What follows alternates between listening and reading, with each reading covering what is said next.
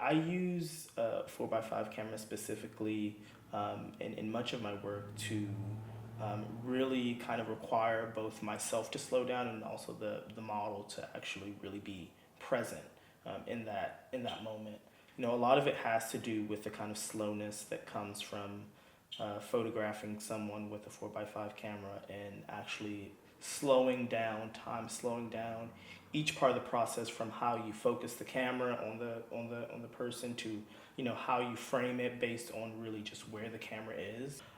I look a lot at sort of earlier kind of like you know biblical kind of paintings. When I was growing up, I was raised in a Baptist church, and a lot of the works that I originally gravitated towards were paintings that kind of illustrated, biblical kind of like stories or themes. So I really love the sort of symbology behind biblical paintings and just representational painting.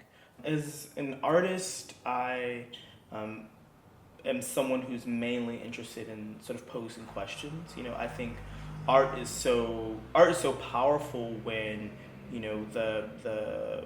the work actually really requires something from the viewer. I speak a lot about viewership, within my practice and in a lot of the work. For example, more recent work, the do-rags, I'm photographing sort of an ominous figure from behind. There is a sort of kind of a level of not knowing.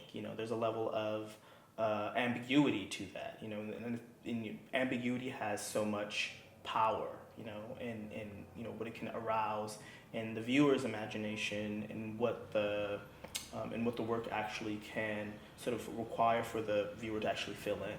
I think that's really powerful in a work of art when we look and we feel implicated in the work. It actually requires an access to fill in what the work actually may be sort of concealing or hindering from the viewer. It's almost like building a tribe or like a little army, in a way. It's like, you have these kind of recurring hoods or these like recurring sort of men throughout the body of work. And after a period of time, it's like, I created this little army of people. It's like almost creating like a group of soldiers, in a way, if you really were to think of them as a tribe, as a group of people that share certain kind of ways of presenting themselves to the world, or kind of you know there are various things that they share in common that is really kind of like this sort of idea of community, kind of like the idea of community, the idea of a family, how actual family or community actually looks.